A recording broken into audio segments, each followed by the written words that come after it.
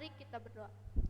Tuhan Yesus, terima kasih untuk seluruh berkat-Mu hari ini Tuhan. Sekarang waktunya kami untuk mendengarkan firman Tuhan. Tuhan tolong kami supaya kami enggak ganggu teman kanan kiri kami dan supaya kami juga mengerti firman Tuhan yang disampaikan. Dalam nama Tuhan Yesus kami berdoa dan bersyukur. Amin. Sebelumnya kita baca ayat dulu ya, satu ayat. Efesus 3 ayat 20a.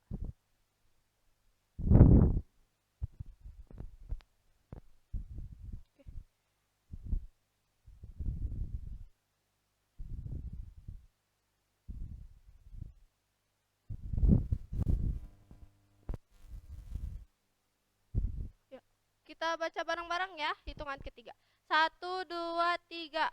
Bagi Dialah yang dapat melakukan jauh lebih banyak daripada yang kita doakan atau pikirkan. Sekali lagi, 1, 2, 3.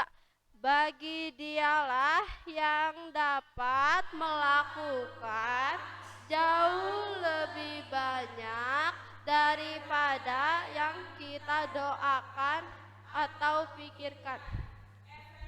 Efesus 3 ayat 20a. Teman-teman, pada suatu hari teman-teman di sebuah kota namanya kota Yudea. Pada waktu itu ada rajanya juga teman-teman yang merintah di kota itu, namanya Raja Herodes teman-teman. Masa di kota cuman ada raja terus udah aja rajanya sendirian? Gak mungkin ya teman-teman ya, pasti ada rakyatnya juga. Nah, rakyatnya itu ada salah satunya seorang imam teman-teman. Imam ini udah tua, udah lumayan tua teman-teman. Dia hidupnya baik, gak pernah buat jahat sama orang, nggak dendaman, terus juga pokoknya orangnya baik lah, hampir sempurna di mata Tuhan. Nah, pada suatu hari teman-teman, orang-orang di kota itu pada mau ibadah teman-teman. Orang-orang kan kalau sekarang ibadahnya ke gereja ya teman-teman ya. Terus kita kalau mau ke gereja gini, kita mau ke gereja, masuk ke gereja terus duduk. Kalau zaman dulu enggak teman-teman. Kalau zaman dulu itu orang kalau ke bait suci itu cuman orang-orang yang terpilih doang teman-teman yang boleh masuk. Orang-orang yang syaratnya tadi, orang yang baik, orang yang gak punya musuh, pokoknya orangnya hidupnya baik-baik aja teman-teman. Nah, orang-orang itu lalu gak cuman itu doang, mereka harus kocok dulu namanya, yang keluar namanya baru boleh masuk.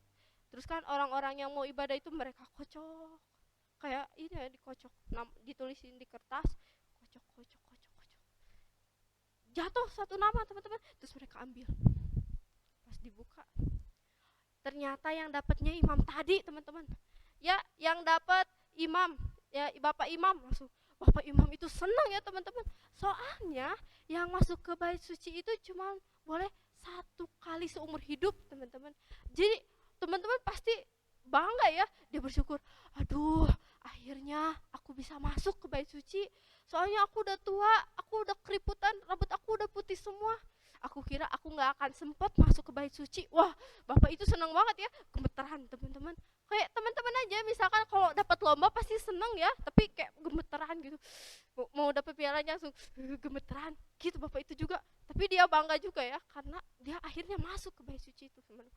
Dia jalannya juga pelan-pelan banget, karena cuma 1 kali ya teman-teman. Jadi bapak itu nggak mau, pasti orang-orang yang masuk ke situ nggak mau ngelakuin kesalahan ya. Terus bapak itu jalan pelan-pelan. Sudah di dalam teman-teman, kalau bapak ini ngasih persembahan. Kalau sekarang kan kita ngasih persembahannya masukin uang ya teman-teman. Kalau zaman dulu tuh enggak, pakai korban bakaran. Bapak itu siapin terus kasih korban bakaran. Terus dia berdoa.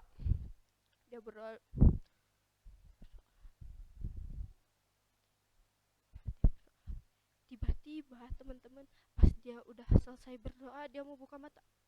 Ih, kok ada bayangan putih ya? Kayaknya aku salah lihat deh. Sampai tangannya gemeteran gitu. Kayaknya aku salah lihat deh. Coba buka lagi. Ternyata beneran teman-teman, ada bayangan putih. Teman-teman bayangin teman-teman, di ruangan yang sepi cuman sendirian itu ada bayangan putih itu terang banget. Wah, teman-teman pasti merinding ya. Takut gak kalau sendirian ada bayang putih? Takut ya teman-teman. Wah, bapak ini takut. Dia udah mundur-mundur. Kamu mau ngapain? Aduh, aku takut. Dia udah mundur-mundur.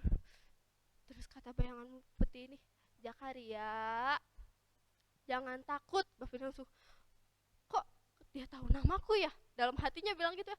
Terus dia mundur-mundur. Masih takut lah teman-teman, orang dia cuma sendirian ya. Terus tiba-tiba, doamu sudah dikabulkan. Bapak ini aneh. Doa yang mana ini? Terus dia sambil mundur-mundur ya. Dia bingung tapi dia juga takut. Dia masih gemeteran. Kalau tadi gemeteran senang, kalau sekarang gemeteran takut, teman-teman. Iya, istrimu Elizabeth akan mengandung dan melahirkan seorang anak laki-laki, dan engkau akan menamai dia Yohanes. Loh, dia mikir sambil dia mundur-mundur ya, kan dia masih takut itu bayangan putih. Dia mikir, kok bisa ya? Terus dia tanya, kok bisa sih istriku mengandung sama melahirkan? Kamu pasti bohong. Sambil dia mundur-mundur kan takut, kamu pasti bohong ya? Kan istriku kena penyakit, jadi dia gak bisa mengandung sama melahirkan. Kamu masa bilang kayak gitu? Kayaknya kamu bohong deh. Istriku juga udah tua, mukanya udah turun-turun, udah banyak keriput-keriputnya, rambutnya juga udah putih-putih. Masa sih bisa mengandung sama melahirkan? Terus bapak ini masih takut. Ternyata teman-teman, bayangan putih ini adalah malaikat, teman-teman. Bayangan putih bilang, Zakaria, aku ini adalah Gabriel, malaikat pelayan Tuhan. Aku disuruh Tuhan dari surga buat ngasih kabar baik ini buat kamu. Zakarianya masih tetap gak percaya, teman-teman. Ya udah, kalau kamu masih gak percaya, sebagai buktinya, karena kamu gak percaya sama aku, kamu akan jadi bisu. Jadi teman-teman, kalau orang bisu itu gak bisa ngomong ya, lidahnya itu rapat, jadi gak bisa ngomong, cuman cuma gitu-gitu doang. Kalau orang bisu itu, iya, dia gak bisa ngomong sama sekali. Terus dia cuman pas dia mau ngejawab malaikat itu langsung coba bener ternyata teman-teman. Wah, dia bisu, teman-teman.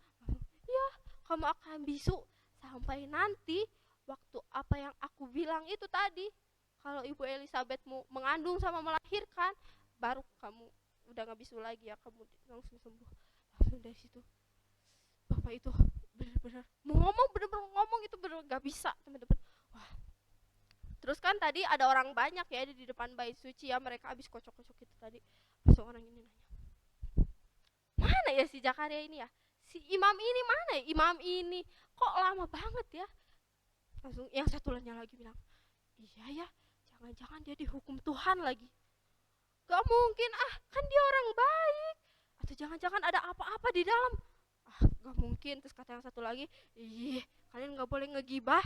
Jangan gitu, kan kita mau ibadah. Coba-coba kita tunggu lagi aja sebentar. Iya loh, kan biasanya kalau ibadah itu 1 atau 2 jam ya. Kita juga di gereja biasa 1 sampai 2 jam ya. Ini kok bisa sampai 3 jam, bisa sampai 3,5 jam. Dia berdoa sama ngasih persembahan atau ngapain di dalam? Atau dia ketiduran? Udah, kamu gak usah banyak ngomong, kamu diam aja. Kita tunggu.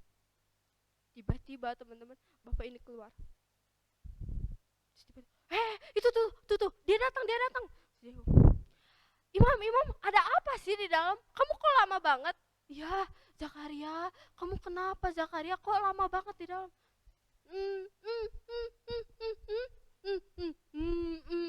Ternyata dia bisu, teman-teman. Terus dia bilang, kok dia bisu ya? Terus orang-orang di situ tuh pada tahu ya teman-teman, kalau dia dikasih penglihatan sama Tuhan, teman-teman. Lalu mereka mulai ibadahnya. Mereka ibadah, terus selesai ibadah mereka pulang. Gak lama kemudian teman-teman, bener apa yang dibilang malaikat Gabriel tadi. Ibu Elizabethnya mengandung, teman-teman. Wah, Ibu Elizabethnya senang banget ya. Tapi Bapak Zakarianya juga senang, tapi gak bisa ngomong, cuma jadi cuma gitu-gitu aja ya. Ibu Elizabethnya, wah, akhirnya aku mengandung, aku udah tua. Akhirnya aku mengandung juga ya. Aku merasakan juga mengandung. Kan senang banget ya, karena dia dari muda sampai tua baru mengandung, teman-teman. Terus kan kalau orang ngandung ngomong pasti sampai gini-gini ya, orang ngandung di perut yang nggak mungkin di sini. Wah, akhirnya aku mengandung, nggak mungkin gitu ya teman-teman. Wah, Tuhan baik sama aku, ini bukti kebaikan Tuhan. Dia ngehapus aib aku di depan banyak orang. Kenapa disebut aib teman-teman? Karena orang-orang beranggapan kalau anak sama cucu itu adalah berkat dari Tuhan. Jadi kalau nggak punya anak itu hidupnya nggak diberkati Tuhan. Jelas-jelas tadi di awal dibilang ya, kalau imam ini hidupnya baik banget. Terus juga ada yang beranggapan kalau yang nggak bisa mengandung sama melahirkan itu punya dosa tersembunyi. Terus kadang-kadang ya gitulah, orang suka banyak yang ngomongin gitu ya. Tapi kan dari awal udah tahu ya, Tuhan udah milih dia. Nah teman-teman, kita mau belajar. Mungkin kadang-kadang kita udah berdoa, ya Tuhan, aku semoga nanti pas naik kelas aku dapat HP. Kalau enggak nih, ya Tuhan, aku mau masuk sekolah yang A ini. Aku mau masuk, soalnya teman-teman aku juga banyak yang masuk ke situ supaya aku ada teman. Terus ternyata pas kita udah berdoa, doain itu terus lama ya. Terus Tuhan nggak jawab doa kita, terus kayak kita tuh kecewa, marah. Tuhan ini gimana sih? Kecewa loh, aku marah loh sama Tuhan. Aku udah rajin sekolah minggu, aku udah rajin Jumat ceria, aku udah rajin berdoa, aku juga udah rajin baca Alkitab, aku juga udah baik sama orang. Kok bisa sih doa aku gak dijawab sama Tuhan? Jangan-jangan Tuhan ini gak perhatian sama aku nih. Tuhan gak denger doa aku nih, jangan-jangan nih. Enggak teman-teman, kita belajar dari imam tadi ya, Bapak Zakaria sama Elizabeth tadi. Bayangin teman-teman, mereka dari awal nikah, dari muda dia masih bisa ngangkat air, sampai mereka tua, sampai banyak keriput tadi, mukanya udah turun-turun, sampai juga rambutnya banyak putihnya ya, banyak ubannya. Mereka baru dijawab doanya. Mungkin Bapak Zakaria sama Ibu Elizabeth ini udah gini, doaku mungkin udah nggak akan dikabulkan, mungkin pas mereka udah mulai tua ya, ya udahlah kita doa yang lain aja. Mungkin Bapak Zakaria ini udah lupa ya sama doanya sendiri, tapi Tuhan ingat sama doanya Bapak Zakaria ini yang tadi itu loh, mau mengandung, padahal pas sudah tua baru dikabulkan. Kita juga kadang-kadang gitu ya, kita tuh nggak sabaran sama doa kita ya teman-teman. Pernah ada yang bilang sama Kak Elvira kalau jawaban Tuhan itu ada 3. Apa aja? Iya, tidak, nanti, atau tunggu. Kalau iya teman-teman, ya pasti diiniin ya. Kalau enggak, kita harus sabar. Mungkin itu bukan yang terbaik buat kita. Misalkan tadi kita berdoa, Tuhan, aku pengen HP.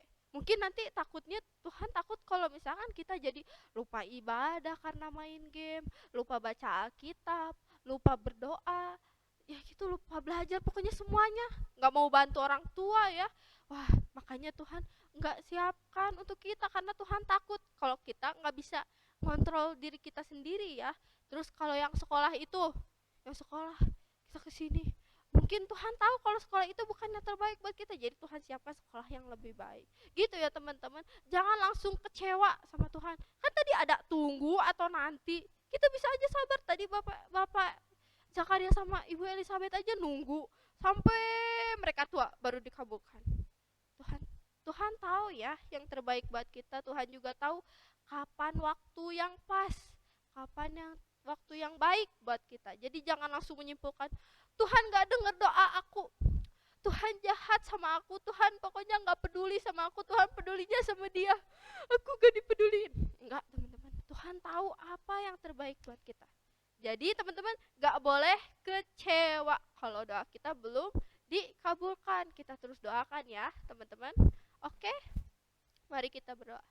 Tuhan Yesus, terima kasih untuk seluruh berkat-Mu hari ini Tuhan. Kami hari ini belajar untuk seperti Zakaria sama Elizabeth Tuhan. Kami juga belajar untuk bersabar menunggu jawaban Tuhan, dan juga kita juga belajar untuk menerima apapun jawaban Tuhan.